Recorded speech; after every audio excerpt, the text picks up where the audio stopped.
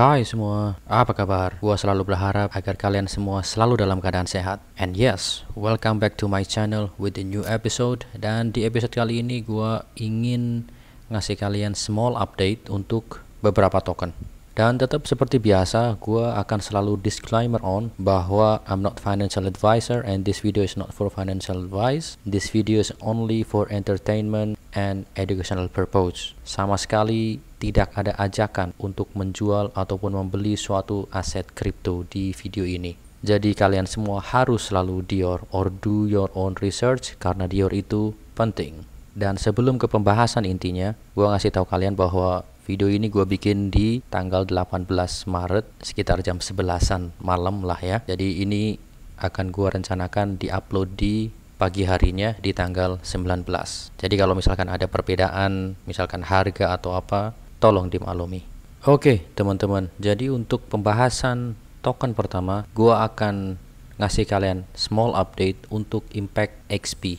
Seperti yang kita ketahui bahwa Impact XP juga ikut di Dubai Crypto Expo kemarin di Dubai. Dan seperti yang udah pernah gue singgung sebelumnya, bahwa Impact XP pun adalah salah satu titanium sponsor di event ini. Dan untuk informasi, acara kemarin untuk Impact XP dihadiri oleh core team membersnya, yaitu Jet Vera, CEO-nya, kemudian ada Princess, kemudian ada Karata, technical managernya, yaitu ini mereka bertiga. Ada Jet Vera, Princess, dan Karata. Menurut gua, Impact XP di event ini, menurut gua cukup membuktikan bahwa kedepannya ini Impact XP punya project yang memang menjanjikan. Kayak misalkan Jet Vera ngomongin tentang renewable energy, kemudian ada play to earn gamenya yang siap dirilis, dan juga kedepannya nanti pun platform Impact MC pun juga sedang masa development seperti itu. Jadi menurut gua untuk kedepannya ini masih punya potensial untuk growing up. Dan yang menarik adalah pada saat Jet Vera memaparkan materinya, karena memang dia juga adalah salah satu speaker di event ini. Jadi ada hal baru yang memang disampaikan di situ. Gue juga baru mendengarnya di event ini. Di situ dikatakan, now we gonna start mining companies in Africa, mainly in Algeria. That will be running on renewable energy, 100% solar energy. The excess energy will be sold back to the Algerian government. Atau dengan kata lain, sekarang kita akan memulai perusahaan pertambangan di Afrika, terutama di Aljazair, yang akan menggunakan renewable energy, 100% energi surya. Kemudian untuk the excess energinya nanti akan dijual kembali ke Algerian government atau pemerintah Algerian. Dan menurut gua ini project bukan project kaleng-kaleng kalau misalkan ini nanti benar-benar terjadi gitu. Dan tentunya ini project berskala internasional gitu kan. Dan gue yakin pada saat acara ini Jet Vera pun juga pasti menjalin beberapa partnership lah atau kerjasama dengan investor-investor besar di acara ini. Dan seperti yang dikatakan sebelumnya, sebelum event memang pernah disinggung bahwa play to earn gamenya itu nanti akan dipamerkan pada saat expo. Dan ya ini dia, play to earn demonya dimainkan pada saat di event ini. Kemudian pada akhirnya Impact XP ini mendapatkan award as winner of Best Up and Coming Project. Jadi ini adalah semacam kayak tropinya, bisa dikatakan seperti itu ya. Dan well, not bad lah ya untuk Impact XP di acara ini. Gua rasa sih cukup membuktikan lah mereka ini punya project yang serius seperti itu. Dan small update selanjutnya datang dari Piccolo. Piccolo juga salah satu project yang ikut meramaikan Dubai Crypto Expo kemarin. CEO dari Piccolo atau Sophia Mons menjadi salah satu pembicaranya di acara itu. Dan memang pada saat acara tersebut Piccolo lebih mengedepankan untuk kayak misalkan memamerkan tentang project-projectnya, misalkan Piccolo Pad, Piccolo 3D NFTs, kemudian play to earn games, dan beberapa hal lainnya. Ini udah pernah gue bahas sebelumnya tentang Piccolo, dan project ini adalah salah satu project yang bisa gue bilang undervalue untuk sekarang. Tapi kalau melihat projectnya ke depannya, ini project nggak bisa diremehkan karena menurut gue Piccolo punya project yang serius juga ke depannya. Contoh ini di tanggal 15 kemarin ngebahas tentang the greatest NFTs to be born in the crypto space. Our Piccolo is ready to become a 3D NFT collection and is coming to you in thousands of avatars. Jadi ini adalah teaser dari high definition 3D NFTs collection with metaverse utility and much more. Kalau kita lihat dari grafiknya itu, memang gue paling demen sama Piccolo karena benar-benar terlihat sangat serius gitu loh. Dan untuk sekarang ini memang project-projectnya ini masih under development. Jadi kalau misalkan nanti projectnya udah mulai di deliver satu-satu, gua rasa bakal kelihatan hasilnya sih menurut gua. Dan ini adalah gambaran kemarin timnya di acara Expo kemarin itu. Ini adalah Sophia Moons, CEO-nya, dan ini adalah Ahmed, YouTuber atau influencer lah, yang memang berpartnership dengan Piccolo.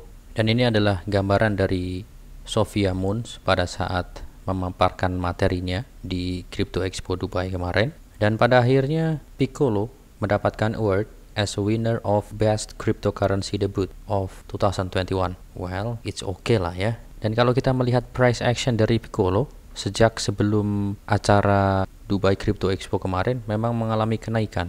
Dari level of support yang sebelah sini, ini memang mengalami kenaikan sampai di harga sekarang, yaitu di kepala 5-an lah. Tentunya nggak bisa dibilang bahwa ini akan secara konsisten atau secara konstan mengalami kenaikan karena memang projectnya belum dirilis. Tapi well, gue masih punya semacam kayak confident bahwa kedepannya ini akan ada momentum di mana ketika projectnya dirilis satu-satu pasti akan ada kenaikan di harganya. Menurut gua sih seperti itu.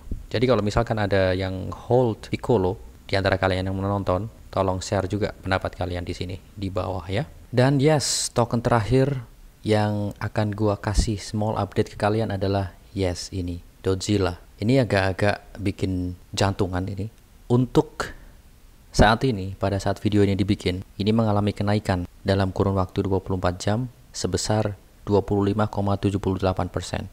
Sekarang 24%. Kalau kalian nonton video sebelumnya, gue bikin video pada saat kemarin nyungsep, dan selang beberapa saat dari itu malah loncat ke atas cuy. Jadi ini sempat jatuh ke level sebelah sini, kemudian setelah itu dia ngepump. Ini di time frame 4 jaman ya.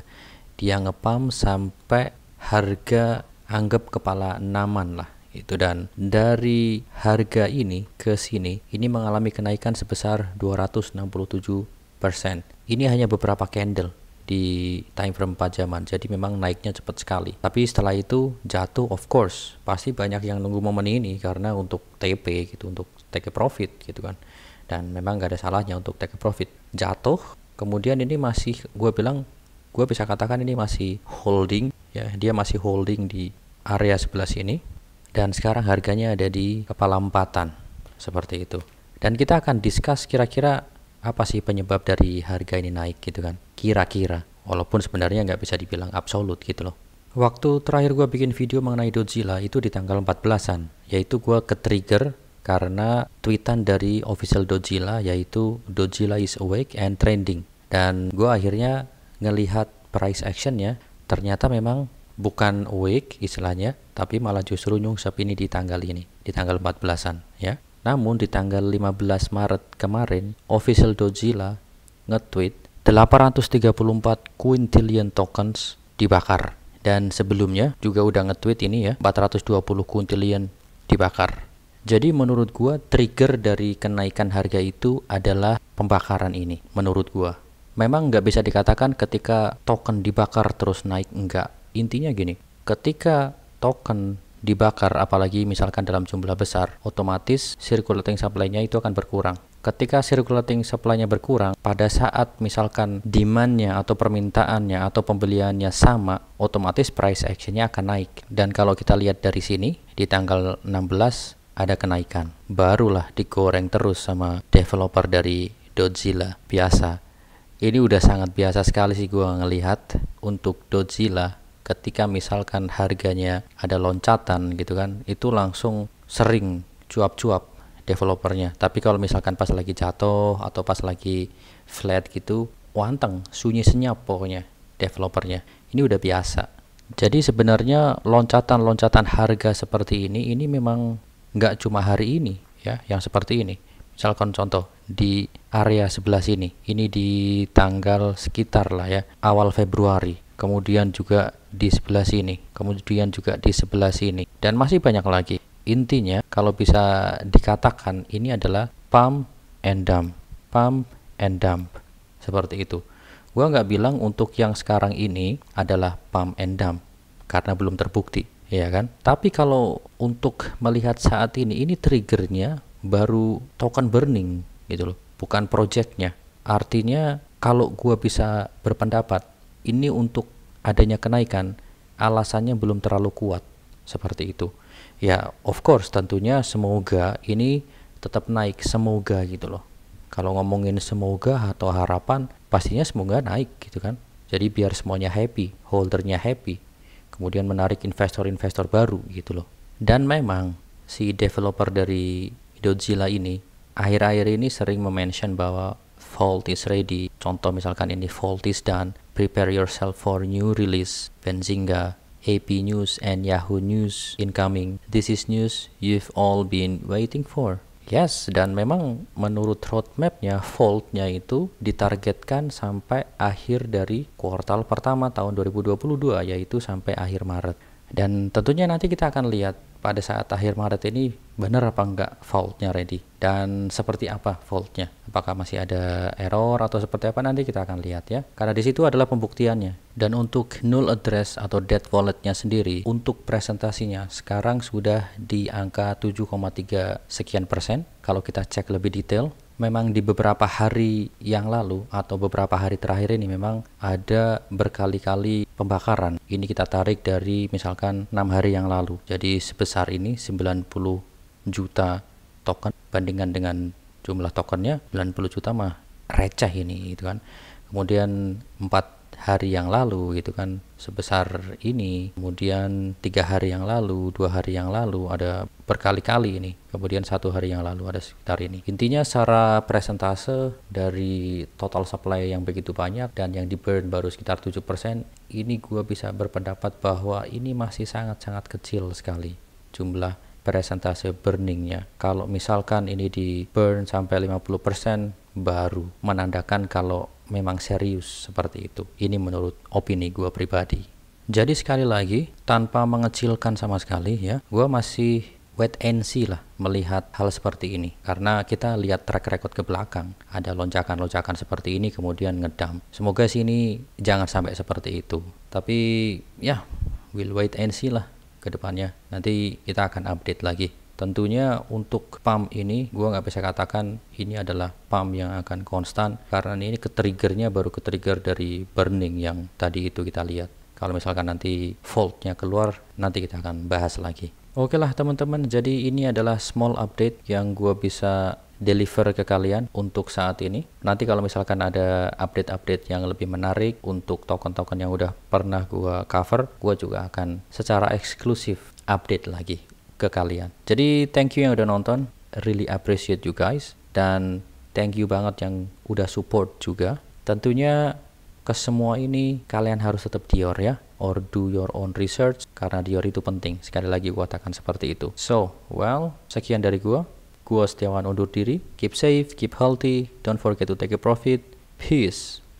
Bye guys.